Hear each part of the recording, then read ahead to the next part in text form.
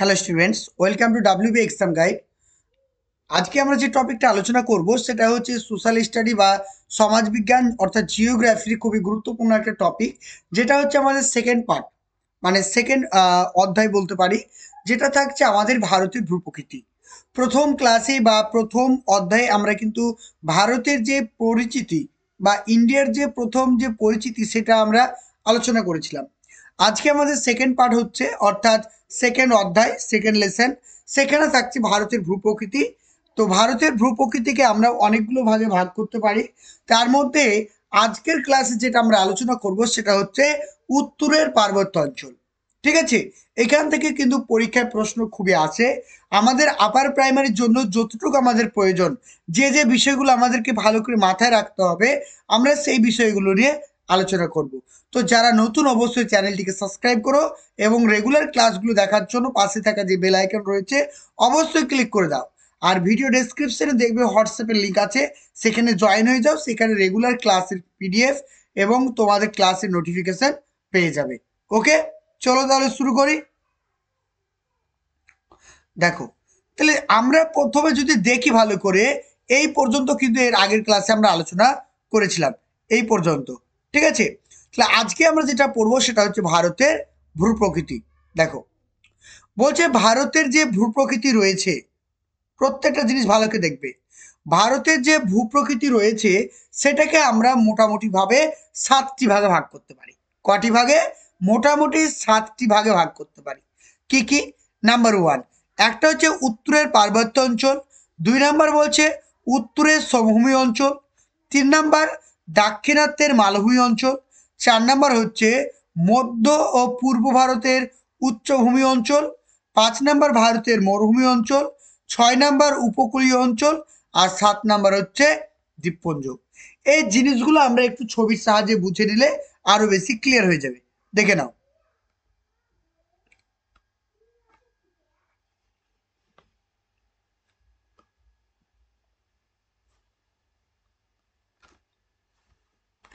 ওকে, আশা করছি দেখতে পাচ্ছ, প্রত্যেকে প্রত্যেকে দেখতে পাচ্ছ। দেখে নাও, প্রত্যেকটা জিনিস আমি ইন ডিটেলসে তোমাদেরকে বুঝিয়ে দেওয়ার চেষ্টা করবো। প্রত্যেকটা জিনিস ভালো করে দেখো, তাহলে কিন্তু তোমরা জিনিসটা বুঝতে পারবে। ওকে, ক্লিয়ার আছে সবার? দেখো, এটা হচ্ছে আমাদের ভারতবর্ষ, তাই না? এটা হচ্ছে আমাদের ভারতবর্ষ, যেটা আমি বললাম উত্তরের পার্বত্য অঞ্চল। এই যে অংশটা দেখতে পাচ্ছ, এই কালার যে অংশ দেখতে পাচ্ছ, মানে এই যে পুরো অংশটা, এই যে পুরো অংশটা এইটা, তারপর এইটুক, তারপর এই যে এই অংশগুলো, এই অংশগুলো, এগুলো সব কিন্তু পার্বত্য অঞ্চল। কি বললাম? এই অংশগুলোকে আমরা কি বলবো? এই অংশগুলোকে আমরা বলবো উত্তরের পার্বত্য অঞ্চল বা উত্তরের হিমালয়ের পার্বত্য অঞ্চল। বোঝা গেল? ক্লিয়ার? তাহলে এইটুককে আমরা কি বলবো? এইটুককে আমরা বলবো উত্তরের পার্বত্য অঞ্চল। তারপরে মিডিলের এই যে সবুজ কালারের অংশটা দেখতে পাচ্ছ, এই যে সবুজ কালারের এই অংশটাকে আমরা কি বলবো? উত্তরের সমভূমি অঞ্চল। তারপরে মিডিলের এই যে জলের মতো দেখতে পাচ্ছ, এই অংশটাকে বলবো পূর্ব মধ্য ভারতের উচ্চভূমি। পূর্ব মধ্য ভারতের উচ্চভূমি। আর এই যে অংশটা বালির মতো রং, এইটাকে বলবো আমরা মরুভূমি অঞ্চল। আর এই অংশটা, এই যে অংশটা তোমরা দেখতে পাচ্ছ, এইটা পুরোটা নিচ পর্যন্ত যে চলে গেছে, একদম বেগুনি কালার বা ভায়োলেট কালার রয়েছে পুরো এই অংশটা, এই অঞ্চলগুলোকে আমরা কি বলবো? এই অঞ্চলগুলোকে আমরা বলবো উপকূলীয় সমভূমি অঞ্চল। কি বলবো? উপকূলীয় সমভূমি অঞ্চল। আর এই লাল অংশটা, এই যে লাল অংশ তোমরা দেখতে পাচ্ছ, এই লাল অংশটাকে আমরা বলবো দাক্ষিণাত্যের মালভূমি অঞ্চল। কি হবে? দাক্ষিণাত্যের মালভূমি অঞ্চল। আর এই যে অংশগুলো দেখতে পাচ্ছ, এই যে অংশগুলো, এই যে অংশগুলো, এইগুলোকে আমরা কি বলবো? দ্বীপপুঞ্জ। বোঝা গেল? তাহলে ভারতের যে ভূপ্রকৃতি রয়েছে, ভারতের ভূপ্রকৃতিকে আমরা মেনলি কটি ভাগে ভাগ করতে পারি? ভারতের ভূপ্রকৃতিকে মেনলি আমরা 7টি ভাগে ভাগ করতে পারি।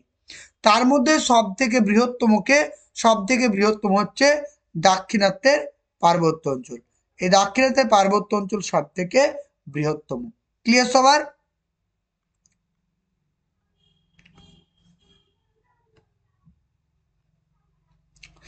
নেক্সট দেখো, এবার আমরা যেটা পড়বো সেটা হচ্ছে উত্তরের পার্বত্য অঞ্চল।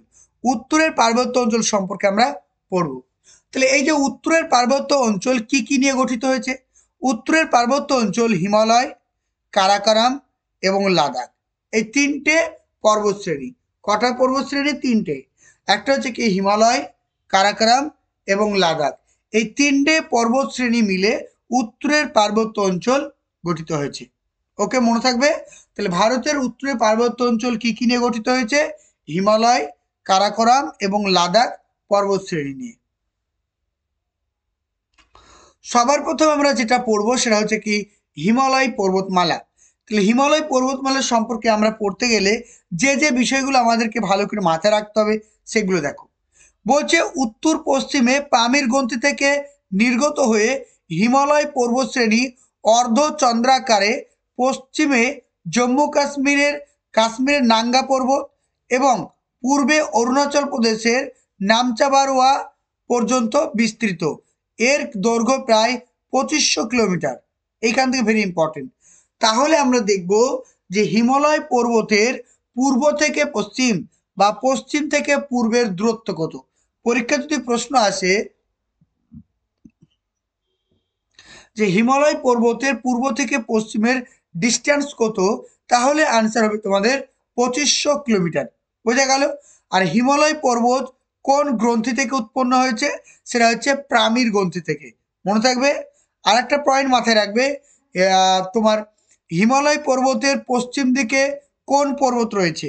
হিমালয় পর্বতের পশ্চিম দিকে রয়েছে কাশ্মীরের নাঙ্গা পর্বত, আর পূর্ব দিকে রয়েছে অরুণাচল প্রদেশের নামচাবারোয়া। এই নামগুলো কিন্তু ভালো করে মাথায় রাখতে হবে। আর হিমালয় পর্বতের পূর্ব থেকে পশ্চিমের দূরত্ব কত? সেটা হচ্ছে 2500 কিলোমিটার। আর উত্তর থেকে দক্ষিণে হচ্ছে 250 থেকে 400। দেখো একটু আমরা ছবিটা দেখে নিই, তাহলে জিনিসটা বুঝতে পারবো। এই যে এখানে যে ছবিগুলো দেখতে পাচ্ছ, ছবিগুলো রাখা আছে, ভালো ভালো করে দেখো। এখানে যে ছবিটা আমরা দেখতে পাচ্ছি, এই যে এই অংশটাকে কি বলবো? এই যে খয়েরি কালার দেখতে পাচ্ছ, এটা পার্বত্য অঞ্চল। এবার এই অংশটা থেকে আমরা যদি ভালো করে ছবিটা দেখি, এই যে অংশটা, এই অংশটা এই অংশটা হলুদ কালার করে দিলাম। এই অংশ থেকে পুরো এই অংশটার টোটাল দৈর্ঘ্য কত? এই যে পুরো অংশটা, এই পুরো অংশটার দৈর্ঘ্য আমরা পাচ্ছি কত? প্রায় 2500 কিলোমিটার। মনে থাকবে। আর যদি আমরা এটা দেখি, এই যে এইটা টোটাল যে ডিস্টেন্স, এই যে টোটাল ডিস্টেন্স উত্তর থেকে দক্ষিণে, এটা টোটাল উচ্চতা কত? এটা হচ্ছে প্রায় দেখো 250 থেকে 400 কিলোমিটার। 250 থেকে 400 কেন? কারণ হচ্ছে এই জায়গাটা যেমন কম, তাহলে এখানে 250 হবে। আবার দেখো এই জায়গাটা যেহেতু বেশি, তাই এখানে কি হবে? 400 হবে। জিনিসটা বুঝতে পেরেছো? তাহলে তাহলে হিমালয় পর্বতমালা উত্তর থেকে দক্ষিণে 250 থেকে 400, আর পূর্ব থেকে পশ্চিমে হচ্ছে প্রায় 2500 কিলোমিটার পর্যন্ত বিস্তৃত। বোঝা গেল? ক্লিয়ার? ক্লিয়ার হচ্ছে সবার? চলো নেক্সট দেখো। নেক্সট বলা হয়েছে বর্তমানে যে অঞ্চলে হিমালয় পর্বত অবস্থান করছে সেখানে আজ থেকে প্রায় 700 কোটি বছর আগে একটা মহীখাত ছিল। মহীখাত মানে একটি অগভীর সমুদ্র ছিল, যার নাম হচ্ছে টেথিস সাগর। কি ছিল? টেথিস সাগর। সেখানে অনেক পলি জমা হয়েছে। দীর্ঘদিন ধরে পলি জমা হতে হতে হতে দুটো ল্যান্ড, একটা হচ্ছে অঙ্গারা ল্যান্ড আর একটা হচ্ছে গোন্ডওয়ানা ল্যান্ড। ধরে নিলাম এইখানে রয়েছে সমুদ্র, এটা সমুদ্র মানে টেথিস সাগর, পলি জমছে। আর এখানে কি রয়েছে? এখানে রয়েছে অঙ্গওয়ার ল্যান্ড, ঠিক আছে। আর এখানে কি রয়েছে? এখানে রয়েছে তোমাদের গোন্ডওয়ানা ল্যান্ড। এবার এই ল্যান্ড দুটো একে অপরের দিকে মুভ করছে, ফলে কি হচ্ছে? এটা চাপ খাচ্ছে, চাপ খেতে খেতে খেতে খেতে এইভাবে উঁচু হয়ে গেছে, দিয়ে তৈরি হচ্ছে কি হিমালয় পর্বত। বোঝা গেল?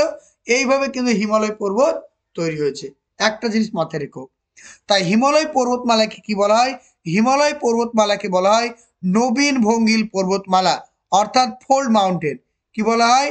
নবীন ভঙ্গিল পর্বতমালা, যেটা কিন্তু এখন মানে দীর্ঘদিন ধরে মানে বিস্তার লাভ করছে। মানে নবীন ভঙ্গিল মানে কি?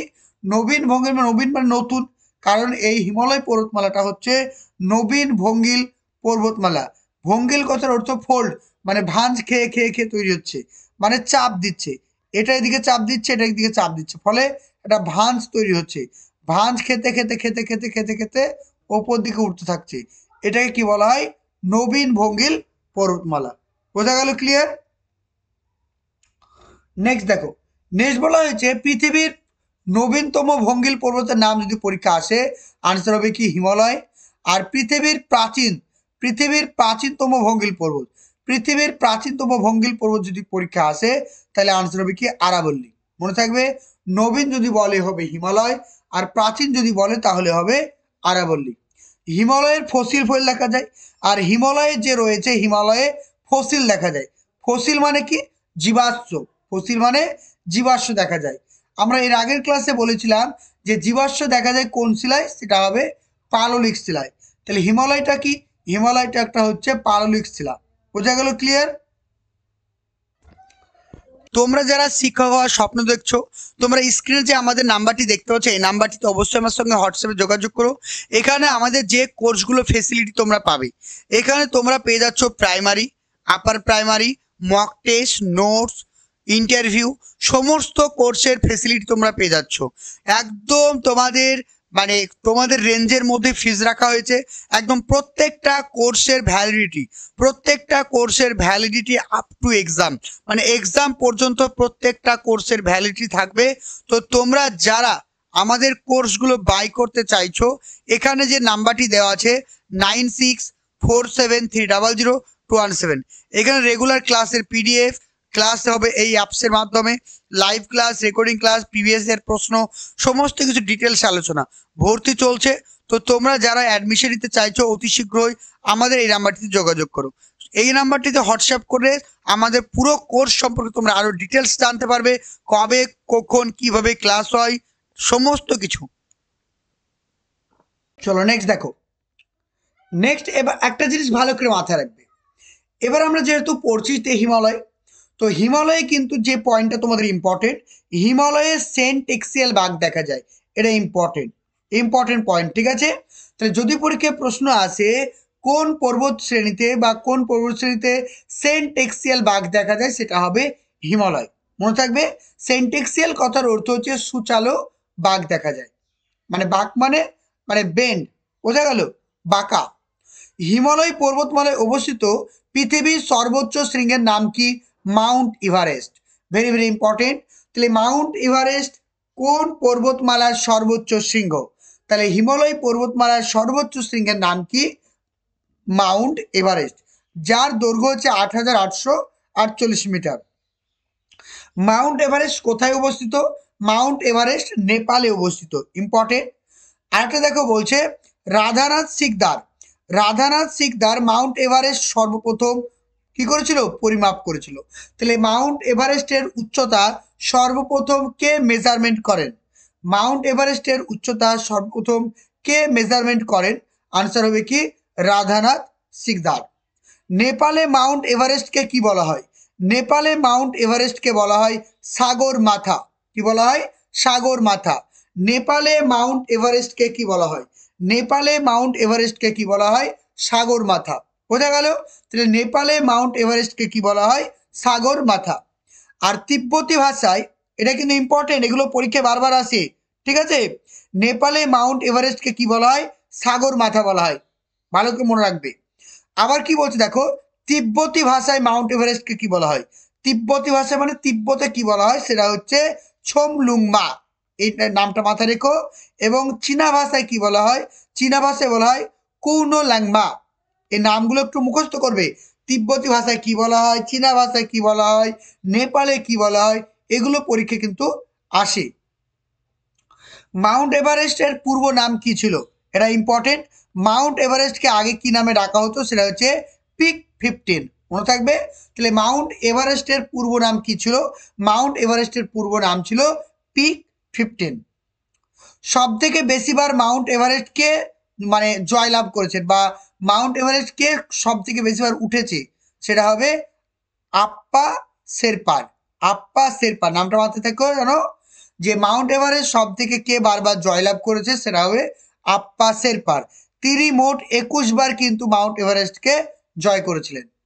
1953 সালে তেনজিং নরগে এবং এডমান্ড হিলারি, ভেরি ইম্পর্টেন্ট। তাহলে 1953 সালে তেনজিং নরগে এবং এডমান্ড হিলারি মাউন্ট এভারেস্ট শৃঙ্গ প্রথম জয় করেন। তাহলে মাউন্ট এভারেস্ট শৃঙ্গ প্রথম জয় করেন কে? সেটা হবে 1953 সালে তেনজিং নরগে এবং এডমান্ড হিলারি। ভারতের সিকিম ও নেপাল সীমান্তে অবস্থিত কাঞ্চনজঙ্ঘা, তাহলে কাঞ্চনজঙ্ঘা কোথায় রয়েছে? কাঞ্চনজঙ্ঘা রয়েছে নেপাল ও সিকিম সীমান্তে, মনে থাকবে। তাহলে কাঞ্চনজঙ্ঘা রয়েছে নেপাল ও সিকিম সীমান্তে, যেটা হচ্ছে হিমালয়ের দ্বিতীয় পর্বতশৃঙ্গ। তাহলে হিমালয়ের প্রথম পর্বতশৃঙ্গের নাম হচ্ছে মাউন্ট এভারেস্ট, আর হিমালয়ের দ্বিতীয় পর্বতশৃঙ্গের নাম হচ্ছে কাঞ্চনজঙ্ঘা। এবং পৃথিবীর তৃতীয় পর্বতশৃঙ্গের নাম কি? পৃথিবীর তৃতীয় পর্বতশৃঙ্গের নাম হচ্ছে কি বলতো? কাঞ্চনজঙ্ঘা। পৃথিবীর প্রথম মানে পর্বতশৃঙ্গ হচ্ছে মাউন্ট এভারেস্ট, দ্বিতীয় হচ্ছে গডউইন অস্টিন, আর তৃতীয় হচ্ছে কি আমাদের কাঞ্চনজঙ্ঘা। আর যদি হিমালয়ের হয়, হিমালয়ের ক্ষেত্রে হচ্ছে দ্বিতীয় কাঞ্চনজঙ্ঘা। আর যদি তোমাদের পরীক্ষায় প্রশ্ন আসে পুরোপুরি ভারতে অবস্থিত হিমালয়ের সর্বোচ্চ শৃঙ্গের নাম কি? অর্থাৎ যদি পরীক্ষায় প্রশ্ন আসে ভারতে হিমালয়ের পর্বতশৃঙ্গের নাম কি? আবারও বলছি, ভারতে হিমালয়ের সর্বোচ্চ পর্বতশৃঙ্গের নাম কি? তাহলে আনসার হবে তোমাদের নাঙ্গা পর্বত, মনে থাকবে নাঙ্গা পর্বত। এইটা জম্মু কাশ্মীরে রয়েছে। জম্মু কাশ্মীরের নাঙ্গা পর্বত হচ্ছে তোমাদের সব থেকে বড় পর্বতশৃঙ্গ। কার? হিমালয় পর্বতমালার। এটা সরাসরি ভারতে অবস্থান করছে। এবার উচ্চতা অনুসারে অর্থাৎ উত্তর থেকে দক্ষিণের বিস্তার যদি আমরা এই দিকে দেখি তাহলে হবে কি হিমালয় পর্বতকে আমরা 3 ভাগে ভাগ করতে পারবো। প্রথমে এই যে এই অংশটাকে আমরা বলবো শিবালিক। এই যে মিডিল বরাবর যেটা গেছে এটাকে আমরা বলবো কি মধ্য হিমালয় বা লেজার হিমালয়। আর সব থেকে ওপরে যেটা রয়েছে সেটাকে আমরা কি বলবো? গ্রেটার হিমালয় বা উচ্চ হিমালয় বা হিমাদ্রি হিমালয়, মনে থাকবে। তাহলে হিমালয় পর্বতকে আমরা উচ্চতা অনুসারে 3 ভাগে ভাগ করতে পারি। সবার নিচে যেটা রয়েছে সেটা হচ্ছে শিবালিক হিমালয় বা বহি হিমালয়, 2 নাম্বার রয়েছে মধ্য হিমালয় বা লেজার হিমালয়, আর 3 নাম্বার রয়েছে গ্রেটার হিমালয় বা উচ্চ হিমালয়। বোঝা গেল? ক্লিয়ার? চলো নেক্সট দেখো। এবার আমরা যে বিষয়টা জানবো ভালো করে মন দিয়ে দেখো, তাহলে জিনিসটা তোমরা ক্লিয়ারলি বুঝতে পারবে। ওকে, দেখতে পাচ্ছ? ওকে, তাহলে প্রথমে আমরা এবার যেটা পড়বো এই যে ছবিটা তোমরা দেখতে পাচ্ছ সবার নিচে যেটা থাকছে সেটা হচ্ছে শিবালিক। আর এই মিডিলে যেটা থাকছে সেটাকে বলবো আমরা হিমাচল হিমালয়। আর এই ওপরে যেটা থাকছে সেটা হচ্ছে হিমাদ্রি হিমালয়। বোঝা গেল? তাহলে আমাদের যে হিমালয় পর্বতকে আমরা যদি উচ্চতার দিক থেকে দেখি তাহলে কিন্তু 3 ভাগে ভাগ করছি, একটা শিবালিক, একটা হিমাচল, আর একটা হচ্ছে হিমাদ্রি হিমালয়। বোঝা গেল? এবার প্রত্যেকটা জিনিস আমরা ভালো করে পড়বো। এবার আমরা যেটা পড়বো সেটা হচ্ছে কি শিবালিক হিমালয়। দেখো শিবালিক হিমালয় সম্পর্কে কি বলছে। শিবালিক হিমালয় বা যেটাকে আমরা বলি বহি হিমালয়, এটার গড় উচ্চতা কত? এর গড় উচ্চতা হচ্ছে 600 থেকে 1500 মিটার। কারণ আমরা দেখেছিলাম যে আমাদের যে হিমালয় সেটা উত্তর থেকে দক্ষিণ টোটাল যে উচ্চতা সেটা হচ্ছে 250 থেকে প্রায় 400, ঠিক আছে। কিন্তু এই শিবালিক হিমালয়টা হচ্ছে 600 থেকে 150 মিটার, মনে থাকবে 600 থেকে 150 মিটার, মনে থাকবে। ওকে, তো 600 থেকে 150 মিটার এর কিন্তু উচ্চতা রয়েছে। আবার দেখো কি বলছে, জম্মু ও কাশ্মীর থেকে অসম পর্যন্ত বিস্তারিত। তাহলে একটা জিনিস মাথায় রেখো, এই শিবালিক হিমালয়ের বিস্তার কত? এই শিবালিক হিমালয় রয়েছে জম্মু কাশ্মীর থেকে আসাম পর্যন্ত। ওকে, তাহলে শিবালিক হিমালয় রয়েছে এখানে। দেখো এই যে হিমালয়টা, এই অংশটা দেখো, আমরা ছবির সাহায্যে দেখার চেষ্টা করছি।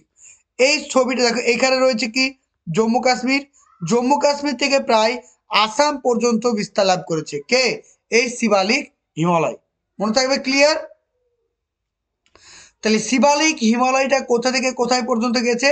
শিবালিক হিমালয় জম্মু কাশ্মীর থেকে আসাম পর্যন্ত বিস্তার লাভ করেছে। এই পয়েন্টটা কিন্তু ভালো করে তোমাদেরকে মাথায় রাখতে হবে। আবার সেকেন্ড দেখো, সেকেন্ড কি বলছে, সেকেন্ড পয়েন্ট বলছে শিবালিক হিমালয়, যেটাকে আমরা বলি বহি হিমালয়, এটা অরুণাচল প্রদেশে কি নামে ডাকা হয়? শিবালিক হিমালয়কে অরুণাচল প্রদেশে ডাফলা, মিরি, মিসমি পাহাড় বলা হয়। মনে থাকবে, তাহলে শিবালিক হিমালয়কে অরুণাচল প্রদেশে কি নামে ডাকা হয়? একে হচ্ছে ডাফলা নামে ডাকা হয়, মিরি নামে ডাকা হয়, মিসমি পাহাড় নামে ডাকা হয়। আবার বলা হয়েছে উত্তরাখণ্ডে ধ্যাং, তারপর হচ্ছে দুন্দুয়া, ঠিক আছে। তাহলে শিবালিক পর্বতকে উত্তরাখণ্ডে ধ্যাং এবং দুন্দুয়া নামে ডাকা হয়। আবার দেখো বলছে জম্মু ও কাশ্মীরে কি বলা হয়? জম্মু পাহাড়।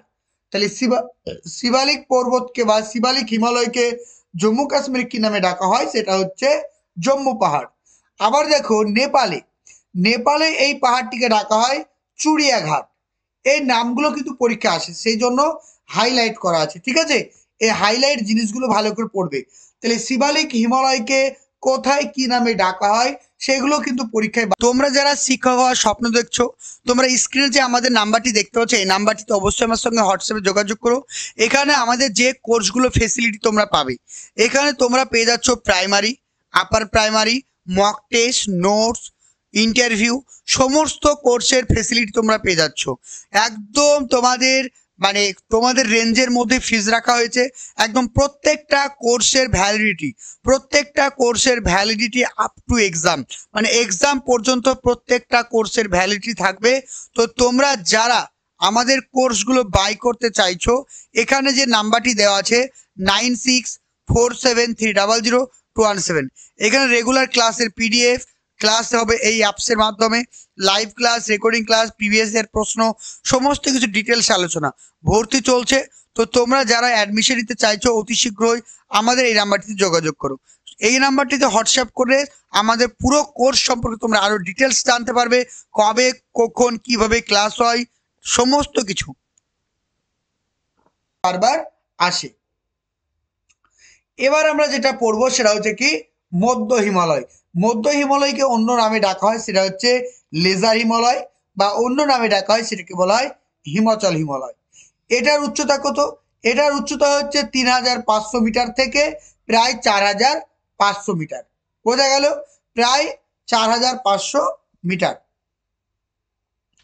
এখানে দেখো, এখানে পীরপেঞ্জাল পর্বতশ্রেণী, যা কাশ্মীর উপত্যকাকে ভারতের অন্যান্য অংশ থেকে বিচ্ছিন্ন করেছে। এই যে ছবি যদি আমরা দেখি ভালো করে, এই অংশটাতে পীরপেঞ্জাল কোথায় রয়েছে? পীরপেঞ্জাল রয়েছে ঠিক এই অংশটাতে।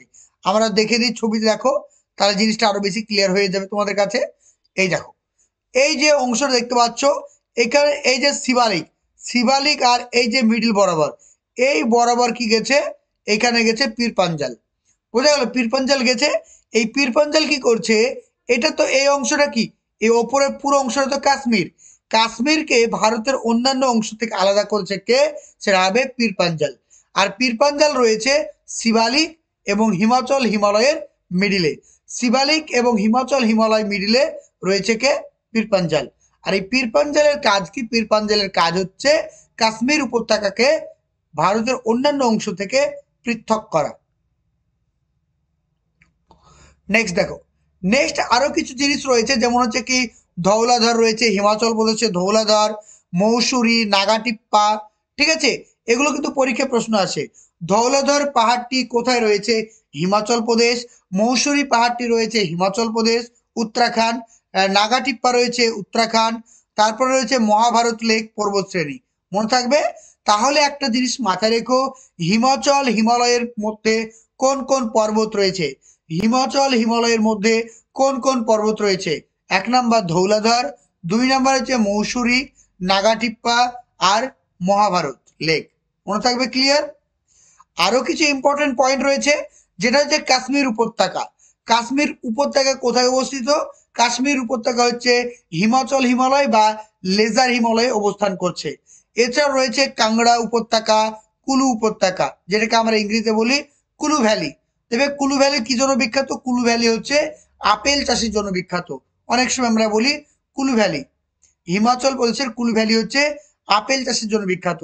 তাহলে কাশ্মীর উপত্যকা, কাংড়া, কুলু ভ্যালি এগুলো সবই কিন্তু হিমাচল হিমালয় বা লেজার হিমালয়ে অবস্থান করছে। এছাড়াও দেখো আমরা অনেক সময় হিমালয়ে বেড়াতে যাই, ঘুরতে যাই, টুরিস্ট যারা যায় তাদের জন্য কোনগুলো প্রয়োজন, সেগুলো হচ্ছে হিল স্টেশন। তাহলে ভারতের যে সমস্ত বিখ্যাত হিল স্টেশনগুলো রয়েছে সেগুলোর নাম কি? একটা যে সিমলা, সিমলা ঘুরতে যায় অনেকে, এর একটা হিল স্টেশন। কোথায় রয়েছে? হিমাচল প্রদেশ। সিমলা কোথায় অবস্থান করছে? হিমাচল হিমালয় বা লেজার হিমালয়। আবার দেখো মৌসুরি, অনেকে হানিমুন করতে যায়। তারপর দেখো রানীক্ষেত, আলমোড়া, নৈনিতাল এগুলো সবই কিন্তু উত্তরাখণ্ডে অবস্থান করছে। এগুলো হচ্ছে সবই কিন্তু দেখার জায়গা, একদম টুরিস্ট প্লেস। বোঝা গেল? যেমন দার্জিলিং, দার্জিলিংও কিন্তু হিমাচল হিমালয়ের একটি পার্ট। মনে থাকবে? ক্লিয়ার? নেক্সট চলে আসি আমরা গ্রেটার হিমালয় বা উচ্চ হিমালয়, অর্থাৎ যে হিমালয়টা সবার উপরে অবস্থান করছে এইটাকে বলা হয় কি? গ্রেটার হিমালয় বা উচ্চ হিমালয় বা হিমাদ্রি। এখানে সব সময় কিন্তু সাদা বরফে আবৃত থাকে। গ্রেটার হিমালয় বা উচ্চ হিমালয়ের ওপর নাম হচ্ছে হিমাদ্রি হিমালয়, যার গড় উচ্চতা হচ্ছে 6000 মিটার। এটি সর্বদা তুষার আবৃত, মানে সব সময় সাদা তুষারে আবৃত থাকে। বোঝা গেল? এখানে অবস্থিত পৃথিবীর সর্বোচ্চ শৃঙ্গ। তাহলে পৃথিবীর সর্বোচ্চ শৃঙ্গ যেটা আমরা বলি মাউন্ট এভারেস্ট, কাঞ্চনজঙ্ঘা, ধবলগিরি, মাকলু, কামেট, এগুলো কোথায় অবস্থান করছে? এগুলো সব কিন্তু গ্রেটার হিমালয় অবস্থান করছে। তাহলে পরীক্ষা যদি প্রশ্ন আসে নিচের কোনটি গ্রেটার হিমালয়ের অংশ নয়, তাহলে পারবে না আনসার করতে? বা নিচের কোনটি গ্রেটার হিমালয়ের অংশ? মাউন্ট এভারেস্ট, কাঞ্চনজঙ্ঘা, ধবলগিরি, মাকালু, কামেট এগুলো সবই কিন্তু গ্রেটার হিমালয়ের এক একটা পার্ট। নেক্সট দেখো, নেক্সট বলছে টেথিস হিমালয়। একটা জিনিস মাথায় রাখো, টেথিস হিমালয়টা কি? টেথিস হিমালয় বলতে বোঝাচ্ছে হিমাদ্রির উত্তরে। হিমাদ্রি মানে এই যে আমরা পড়লাম তিনটে হিমালয়, এই ওপরে যেটা রয়েছে সেটা হচ্ছে কি? হিমাদ্রি। এর ঠিক ওপরের অংশটা, এর ঠিক ওপরের অংশটা কি রয়েছে? একটা মালভূমি রয়েছে। এই মালভূমিটাকে কি বলা হয়? টেথিস বা তিব্বত Himalaya.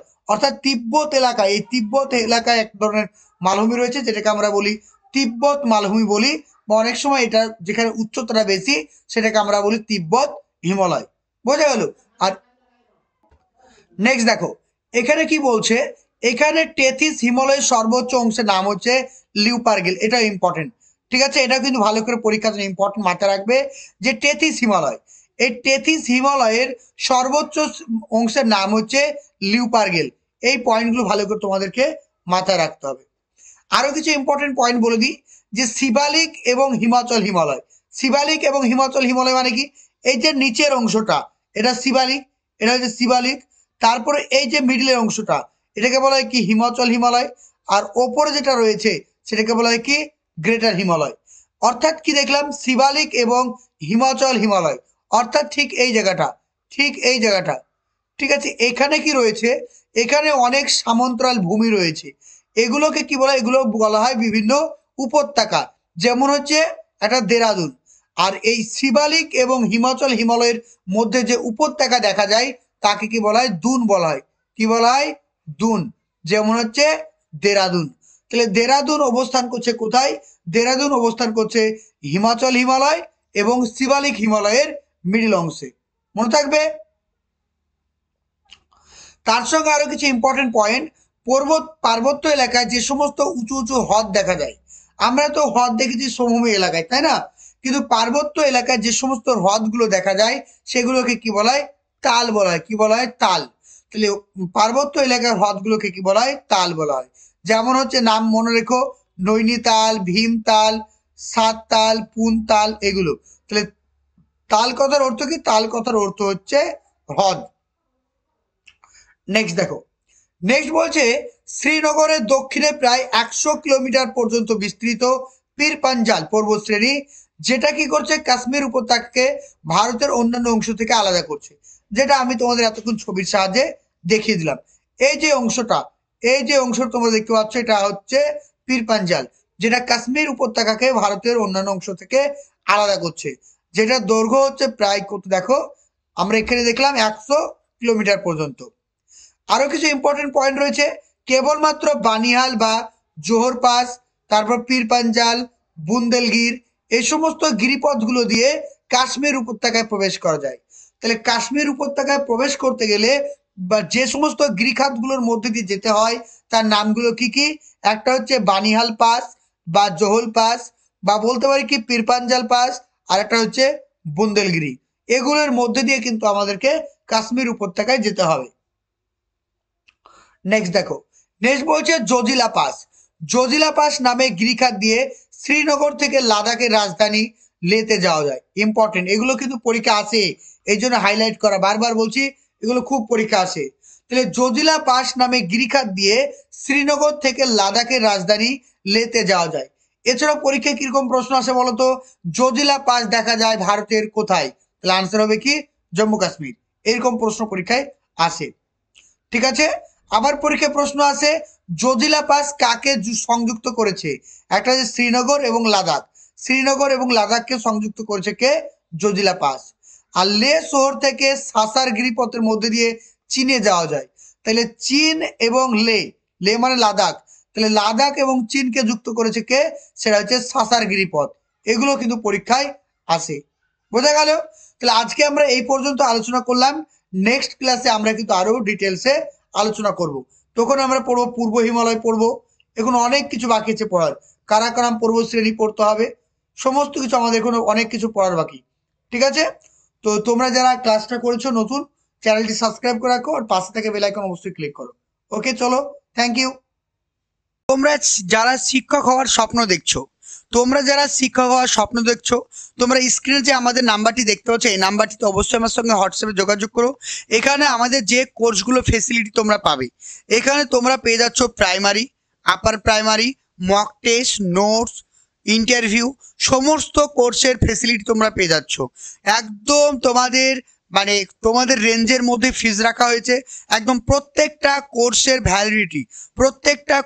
Validity up to exam, মানে এক্সাম পর্যন্ত প্রত্যেকটা কোর্সের ভ্যালিডিটি থাকবে। তো তোমরা যারা আমাদের কোর্সগুলো বাই করতে চাইছো, এখানে যে নাম্বারটি দেওয়া আছে 9647300217, এখানে রেগুলার ক্লাসের পিডিএফ, ক্লাস হবে এই অ্যাপসের মাধ্যমে, live class, recording class, previous এর প্রশ্ন, সমস্ত কিছু ডিটেলস আলোচনা। ভর্তি চলছে। তো তোমরা যারা অ্যাডমিশন নিতে চাইছো অতি শীঘ্রই আমাদের এই নাম্বারটিতে যোগাযোগ করো। এই নাম্বারটিতে হোয়াটসঅ্যাপ করে আমাদের পুরো কোর্স সম্পর্কে তোমরা আরো ডিটেলস জানতে পারবে, কবে, কখন, কিভাবে ক্লাস হয়, সমস্ত কিছু।